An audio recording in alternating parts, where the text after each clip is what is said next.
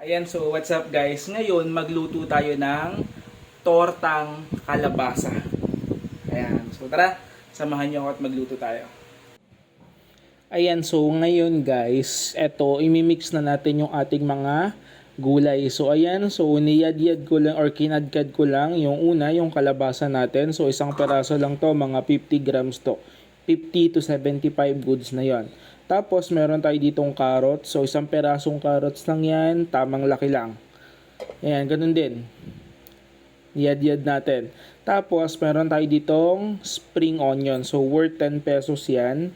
And then meron tayo ditong 5 cloves ng bawang na hiniwa natin sa medyo pino.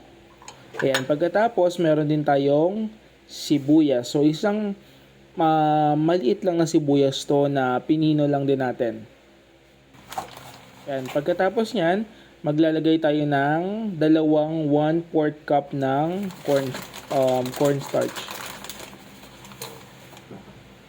Ayan, so pero kung gusto mo isang cup lang, okay lang po yun. Okay? So dalawa lang yung ginamit ko. Pagkatapos, maglalagay din po tayo ng isa or dalawang itlog. So kapag medyo maliit, dalawa. Kapag malaki naman, kahit dalawang itlog po. Naglagay din tayo ng 1 teaspoon ng asin, tapos 1 teaspoon ng ground black pepper, at naglagay din tayo ng 1 tablespoon ng oyster sauce. Ayan, pagkatapos kung mayroon kayong Knorr na powder, pwede mas maganda yon. Kung wala naman yung buot, tunawin nyo lang tapos i-mix nyo. Or kung ayaw nyo maglagay, okay lang po yon. Ayan, tapos maglagay din tayo, hindi ko lang naipakita, ng 1 teaspoon ng magic sarap.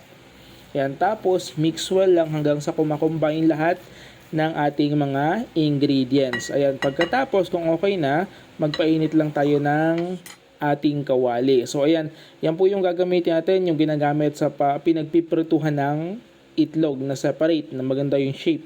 So yan yung gagamitin natin. So naglagay lang tayo ng mantika. So mas maganda kung olive oil yan, para talagang healthy. Ayan. Tapos, yung sandok natin, doon na lang natin tinansya kung gaano karami yung ilalagay natin. So, isang sandok, isang area.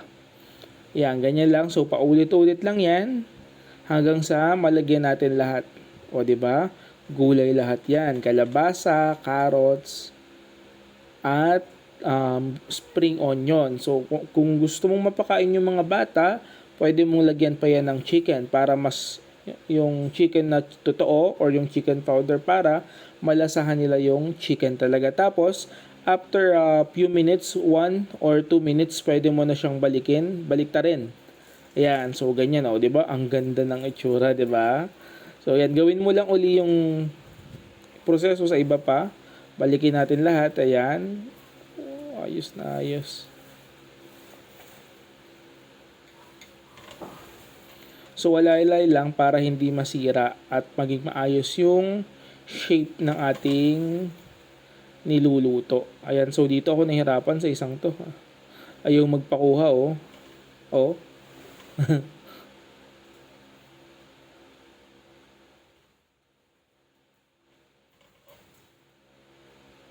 Yun, nakuha ka din ang kulit mo ha.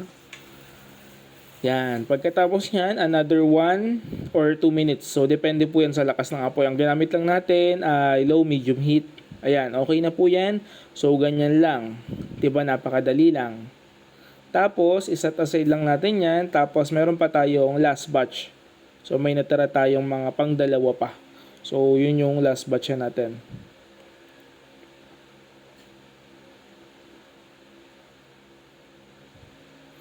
So medyo ingat lang talaga sa pagtatanggal para siyempre ma-retain yung napakagandang shape ng ating niluto.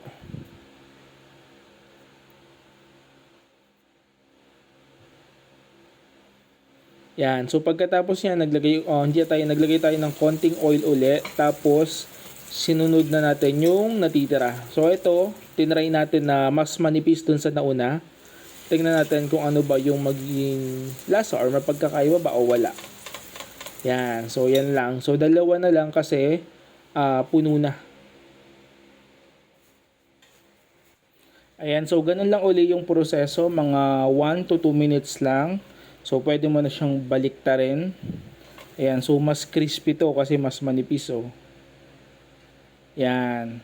Tapos another minutes lang, tapos okay na yan. Yan. So let's enjoy this wonderful dish. Yan, so 'di ba? Pagkatapos yan, kainan na. Tenen! Ayan oh. 'Di ba? Pagkasarap no. So tikman natin ha.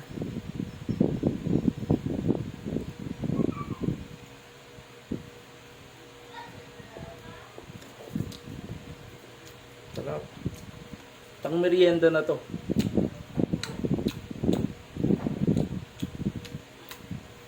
Ayan. So ang sarap, ang dali lang lutuin, kaya subukan niyo na to. At kung nagustuhan niyo to, huwag niyo kalimutang mag-like, mag-share, mag-follow, mag-subscribe sa aking YouTube and Facebook page. Maraming salamat and God bless you all. Bye-bye!